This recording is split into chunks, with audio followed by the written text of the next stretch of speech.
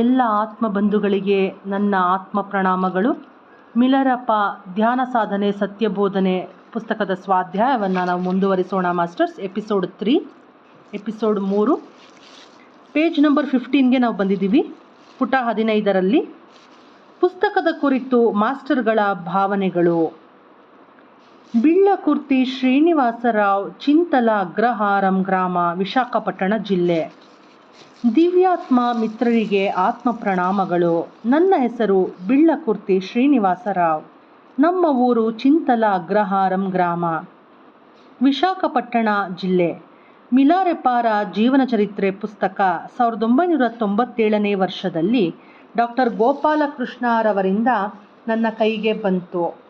ಆ ಪುಸ್ತಕವನ್ನು ಓದಿದಾಗ ನನ್ನ ಜೀವನವೇ ಬದಲಾಯಿತು.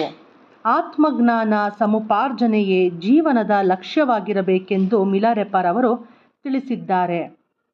ಮಿಲಾರೆಪ್ಪಾರವರ ಪುಸ್ತಕವನ್ನು ಓದಿದವರ ಜೀವನ ಧನ್ಯವಾಗುತ್ತದೆ. ಮಾನವ ಜನ್ಮ ಮಹಿಮಾನ್ವಿತವಾದ ಜನ್ಮ.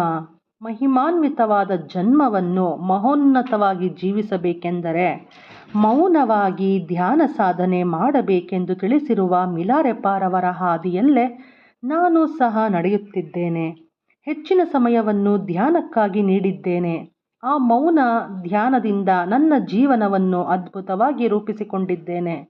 ಈ ಜನ್ಮದಲ್ಲಿ ಸೈಂಟಿಸ್ಟ್ ಎ. ನಾಗೇಶ್ವರರಾವ್ ಅವರು ಮಿಲಾರೆಪ್ಪ ಚೈತನ್ಯವೆಂದು ನನ್ನ ಅವಗಾಹನೆಗೆ ಬಂತು. ಅವರನ್ನು ಭೌತಿಕವಾಗಿ ದರ್ಶಿಸಿದಾಗ ಇವರೇ ನನ್ನ ಗುರು ಎಂದು ಅನಿಸಿತು. ಅವರ ಪರಿಚಯ ಭಾಗ್ಯದಿಂದ ಮೌನ ಸಾಧನೆ ಮತ್ತಷ್ಟು ವಿಸ್ತೃತವಾಯಿತು. ನಮ್ಮ ಮನೆಯಲ್ಲಿ ಮಿಲಾರೆಪ್ಪಾರವರ ಮೂರ್ತಿಯನ್ನು 2007ರಲ್ಲಿ ಸ್ಥಾಪಿಸಲಾಯಿತು. ಮಿಲಾರೆಪ್ಪ ಜೀವನ ಚರಿತ್ರೆ ಪುಸ್ತಕವನ್ನು ಅನೇಕರಿಗೆ ನೀಡುವ ಪ್ರಯತ್ನವನ್ನು ಮಾಡಲಾಗುತ್ತಿದೆ. ಇಂತಹ ಅದ್ಭುತವಾದ ಪುಸ್ತಕ ಎಲ್ಲ ಭಾಷೆಗಳಲ್ಲಿ ಅನುವಾದ ಆಗಬೇಕು, ಎಲ್ಲ ಭಾಷಿಕರಿಗೂ ಸಿಗಬೇಕು ಎಂಬ ಸಂಕಲ್ಪದಿಂದ ತೆಲುಗು, ತಮಿಳು, ಮಲಯಾಳಂ ಭಾಷೆಗಳಲ್ಲಿ ಬಿಡುಗಡೆ ಮಾಡಲಾಗಿದೆ. ಪರಮಗುರು ಮಿಲಾರೆಪ್ಪಾರವರ ಅಪಾರವಾದ ಕೃಪೆಗೆ, ಗುರುಮಂಡಲಿಗೆ ನಾನು ಸದಾ ಚಿರಋಣಿ. ಪ್ರತಿಯೊಬ್ಬರೂ ಮಿಲಾರೆಪ್ಪಾರವರ ಜೀವನ ಚರಿತ್ರೆಯನ್ನು ಓದಿ ಅದ್ಭುತವಾಗಿ ತಮ್ಮ ಜೀವನವನ್ನು ರೂಪಿಸಿಕೊಳ್ಳಬೇಕೆಂದು ಮನವಿ ಮಾಡಿಕೊಳ್ಳುತ್ತಿದ್ದೇನೆ ಅಂತ ಪುಟ 15ರಲ್ಲಿ ತಿಳಿಸ್ಕೊಟ್ಟಿದ್ದಾರೆ. ಪುಟ 16ರಲ್ಲಿ ವೀರಾಂಜನೇಯ ಗೌಡ, ಅನಂತಪುರಂ ಅವರು ಹೇಳಿದ್ದಾರೆ ಅಂತ ನಾವು ನೋಡೋಣ ಬನ್ನಿ ಮಾಸ್ಟರ್ಸ್. ನನ್ನ ಹೆಸರು ವೀರಾಂಜನೇಯ ಗೌಡ. ನಮ್ಮದು ಆಂಧ್ರ ಪ್ರದೇಶದ ಅನಂತಪುರ ಜಿಲ್ಲೆ. ಯಾವಾಗಲೂ ಜಗಳಗಳು, ಕೇಸುಗಳು, ದಾದಾಗಿರಿಯಿಂದ ಅನೇಕ ಒತ್ತಡಗಳಲ್ಲಿ ನನ್ನ ಜೀವನ ಸಾಗುತ್ತಿತ್ತು. ಇಂತಹ ಸಂದರ್ಭದಲ್ಲಿ ನಾನು ಒಂದು ದಿನ ನನ್ನ ಸ್ನೇಹಿತನ ಮಾತು ಕೇಳಿ ಕೋಟಾಲಾದ ಜೇತವನ್ನಂ ಪಿರಮಿಡ್ ಧ್ಯಾನ ಆಶ್ರಮಕ್ಕೆ ಹೋದೆನು. ಅಲ್ಲಿ ಸೈಂಟಿಸ್ಟ್ ನಾಗೇಶ್ವರರಾವ್ ಅವರ ಮೌನ ಧ್ಯಾನದಲ್ಲಿ ಭಾಗವಹಿಸಿದೆ. ಧ್ಯಾನಕ್ಕೆ ಕುಳಿತಾಗ ನಾಗೇಶ್ವರರಾವ್ ಅವರು ನನ್ನ ಕಣ್ಣಲ್ಲಿ ಕಣ್ಣಿಟ್ಟು ನೋಡುತ್ತಿದ್ದರು. ಯಾಕೆ ಹೀಗೆ ನೋಡುತ್ತಿದ್ದಾರೆ ಎಂದು ನನಗೆ ಅರ್ಥವಾಗಲಿಲ್ಲ. ಏನೋ ಒಂದು ಶಕ್ತಿ ಅವರಿಂದ ನನ್ನ ಕಡೆ ಪ್ರವಹಿಸಿತು ಮತ್ತು ಅನೇಕ ಜನ್ಮಗಳಿಂದ ಇವರ ಪರಿಚಯ ನನಗಿದೆ ಎಂಬ ಭಾವನೆ ಮೂಡಿತು. ಸುಮಾರು 8ರಿಂದ 10 ಗಂಟೆಗಳು ಅವರ ಸಾಂಗತ್ಯದಲ್ಲಿ ಧ್ಯಾನ ಮಾಡಿದಾಗ ತುಂಬ ಚೆನ್ನಾಗಿದೆ ಎಂದೆನಿಸಿತು. ಅವರು ಮಾತನಾಡಿದಾಗ ಬಹಳ ಆನಂದವಾಗುತ್ತಿತ್ತು. ಇವರ ಜೊತೆಯಲ್ಲಿ ಕೆಲವು ದಿನಗಳು ಪ್ರಯಾಣಿಸಿ ಇವರ ಸೇವೆ ಮಾಡಬೇಕೆಂದು ನಿರ್ಣಯಿಸಿಕೊಂಡೆನು. ನನಗಿರುವ ದೊಡ್ಡ ಸಾಮ್ರಾಜ್ಯವನ್ನು ಬಿಟ್ಟು ನಾಗೇಶ್ವರರಾವ್ ಅವರ ಸೇವಕನಾಗಿ, ಡ್ರೈವರ್ ಆಗಿ ನನ್ನ ಆಧ್ಯಾತ್ಮಿಕ ಪ್ರಯಾಣವನ್ನು ಪ್ರಾರಂಭಿಸಿದೆನು. ಅಂದಿನಿಂದ ಈ ದಿನದವರೆಗೂ ಜೀವನದಲ್ಲಿ ಆನಂದ, ಆರೋಗ್ಯ ತುಂಬಿದೆ. ಶತ್ರುಗಳು ಸಹ ಮಿತ್ರರಾಗಿ ತಯಾರಾಗುತ್ತಿದ್ದಾರೆ. ಒಂದಾನೊಂದು ಕಾಲದಲ್ಲಿ ಮನೆಯಿಂದ ಹೊರಗೆ ಹೆಜ್ಜೆ ಇಡಬೇಕೆಂದರೆ ಪ್ರಾಣ ಭಯ ಇತ್ತು. ಆದರೆ ಈಗ ನಿರ್ಭಯವಾಗಿ ಒಬ್ಬನೇ ಧ್ಯಾನ ಪ್ರಚಾರ ಮಾಡುತ್ತಿದ್ದೇನೆ. ಇದು ಧ್ಯಾನದ ಮಹತ್ವ ಮತ್ತು ಗುರುಗಳ ಆಶೀರ್ವಾದ. ಇಂತಹ ಮಿಲಾರೆಪ್ಪ ಚೈತನ್ಯದ ಕುರಿತಾದ ಪುಸ್ತಕ ಕನ್ನಡ ಭಾಷೆಯಲ್ಲಿ ಬಿಡುಗಡೆಯಾಗುತ್ತಿರುವುದು ಅತ್ಯಂತ ಸಂತೋಷದ ವಿಷಯ. ಎಲ್ಲರೂ ಈ ಪುಸ್ತಕವನ್ನು ಓದಿ ಧನ್ಯರಾಗಬೇಕೆಂದು ಕೋರಿಕೊಳ್ಳುತ್ತೇನೆ ಅಂತ ತಿಳಿಸ್ಕೊಟ್ಟಿದ್ದಾರೆ. ಇನ್ನು ಪುಟ 17ರಲ್ಲಿ ರಮಣ ಮಹರ್ಷಿ WY ಇವಾನ್ಸ್ ವೆಂಚ್ 1935ರಲ್ಲಿ ಭಗವಾನ್ ಶ್ರೀ ರಮಣ ಮಹರ್ಷಿ ಬಳಿಗೆ ಬಂದು ಅವರು ಬರೆದಿರುವ ಆಂಗ್ಲ ಗ್ರಂಥಗಳನ್ನು ಸಮರ್ಪಿಸಿದರು. ಅವುಗಳಲ್ಲಿ ಟಿಬೆಟ್ ದೇಶದ ಮಹಾಯೋಗಿ ಮಿಲಾರೆಪ್ಪಾರವರ ಜೀವನ ಚರಿತ್ರೆ ಪುಸ್ತಕವನ್ನು ಶ್ರೀ ಭಗವಾನ್ ರಮಣ ಮಹರ್ಷಿಯವರು ತುಂಬ ಮೆಚ್ಚಿಕೊಂಡು ಆಶ್ರಮವಾಸಿಗಳೆಲ್ಲರೂ ಇದನ್ನು ಓದಬೇಕೆಂದು ಪ್ರೋತ್ಸಾಹಿಸಿದರು ಅಂತ ತಿಳಿಸ್ಕೊಟ್ಟಿದ್ದಾರೆ. ಇನ್ನು ಮುನ್ನುಡಿಯನ್ನು ನೋಡೋದಾದರೆ ಪುಟ 18ರಲ್ಲಿ ನನ್ನ ಹೆಸರು ರಾಮು. ನಾನು ಟಿಬೆಟ್ ಯೋಗಿ ಮಿಲಾರೆಪಾ ತೆಲುಗು ಪುಸ್ತಕವನ್ನು ಸುಮಾರು 15 ವರ್ಷಗಳ ಹಿಂದೆ ಓದಿದ್ದೇನೆ. ಅಂತಹ ಪುಸ್ತಕವನ್ನು ಓದಿದ್ದು ನನ್ನ ಅದೃಷ್ಟವೆಂದು ಭಾವಿಸುತ್ತೇನೆ. ಏಕೆಂದರೆ ಅಂತಹ ಮಹಾನ್ ಯೋಗಿಗಳು ಈ ಭೂಮಿಯ ಮೇಲೆ ಜನಿಸುವುದು ಬಹಳ ಅಪರೂಪ.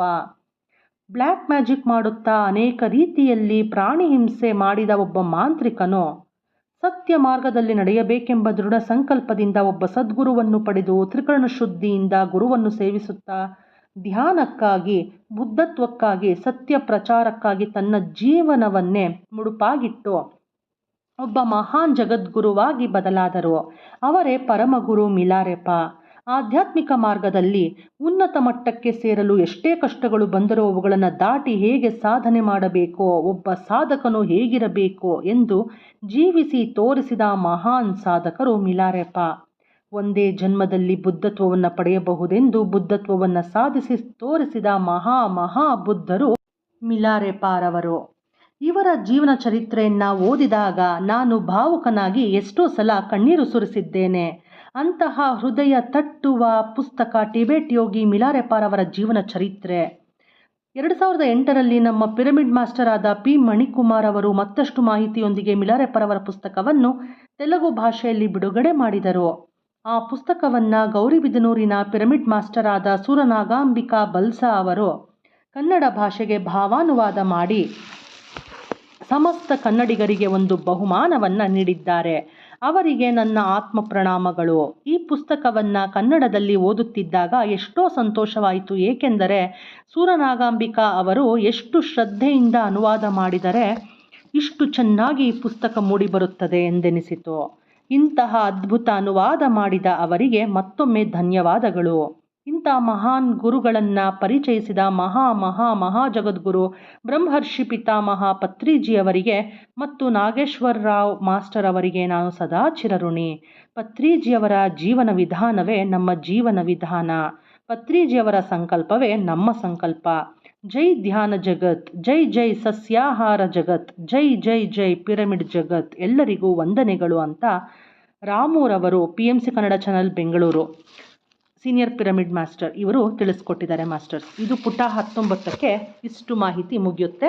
ಇನ್ನು ಪುಟ 20ರಲ್ಲಿ ವಿಷಯವನ್ನು ತಿಳಿಸ್ಕೊಟ್ಟಿದ್ದಾರೆ. ಅಂದರೆ 1ರಿಂದ 13ನೇವರೆಗೂ ಮೊದಲನೇ ಭಾಗ ಅಜ್ಞಾನ ಸಾಗರ, ಪೂರ್ವಜರು ಜನನ, 2ನೇದು ಜನನ, 3ನೇದು ಕಷ್ಟಗಳು ನೋವುಗಳು, 4ನೇದು ಕ್ಷುದ್ರ ವಿದ್ಯೆಗಳ ಅಭ್ಯಾಸ, 2ನೆಯ ಭಾಗ ಪ್ರಕಾಶ ಮಾರ್ಗ ಧ್ಯಾನ ಸಾಧನೆ ಪರಿಚಯ, 5ನೇ ವಿಷಯ ಏನು ಅಂದರೆ ಉಪದೇಶ, 6ನೇ ಸದ್ಗುರುಗಳ ಸ್ವಯಂ ಪರಿವೀಕ್ಷಣೆ, 7ನೇದು ಸದ್ಗುರುಗಳಿಗೆ ವಿದಾಯ, 8ನೇದು ಏಕಾಂತ ಧ್ಯಾನ ಜ್ಞಾನ ಬೋಧನೆ, 9ನೇದು ನಿರ್ವಾಣ, 10ನೆಯ ವಿಷಯ ಜೀವನ ಸಂದೇಶ, 11ನೇದು ಮಿಲಾರೆಪಾ ಸೂಕ್ತಿಗಳು, 12 ಮಿಲಾರೆಪಾ ಶಿಷ್ಯರ ಪಟ್ಟಿ, 13ರಲ್ಲಿ ಧ್ಯಾನ ಮಾಡುವ ವಿಧಾನ. ಇಷ್ಟನ್ನು ತಿಳಿಸ್ಕೊಟ್ಟಿದ್ದಾರೆ ಮಾಸ್ಟರ್ಸ್. ಇಷ್ಟು ವಿಷಯಗಳಲ್ಲಿ ನಾವು ಈ ಪುಸ್ತಕವನ್ನು ಓದುತ್ತೀವಿ. ಇಲ್ಲಿಗೆ ಪುಟ 20 ಮುಕ್ತಾಯವಾಗುತ್ತೆ ಮಾಸ್ಟರ್ಸ್. ಇನ್ನು ಪುಟ 21ರಿಂದ ಮೊದಲನೆಯ ಭಾಗ ಶುರುವಾಗುತ್ತೆ. ಅಜ್ಞಾನ ಸಾಗರ, ಪೂರ್ವಜರು ಜನನ. ಇದನ್ನು ನಾವು ಮುಂದಿನ ಎಪಿಸೋಡ್ನಲ್ಲಿ ಓದುತ್ತಾ ಬರೋಣ ಮಾಸ್ಟರ್ಸ್. ಧನ್ಯವಾದಗಳು ಎಲ್ಲ ಆತ್ಮಬಂಧುಗಳು. ಈ ಮಿಲಾರೆಪಾ ಪುಸ್ತಕದ ಸ್ವಾಧ್ಯಾಯವನ್ನು ಯಾರ್ಯಾರು ಕೇಳ್ತಾ ಇದ್ದೀರೋ ಅವರೆಲ್ಲರಿಗೂ ಕೂಡ ನನ್ನ ಹೃತ್ಪೂರ್ವಕ ಧನ್ಯವಾದಗಳನ್ನು ಸಮರ್ಪಿಸ್ತಾ ಇದ್ದೀನಿ. ಜೈ ಹೋ ಪತ್ರಿಜಿ, ಜೈ ಧ್ಯಾನ ಜಗತ್, ಜೈ ಪಿರಮಿಡ್ ಜಗತ್, ಜೈ ಶಾಕಾಹಾರಿ ಜಗತ್.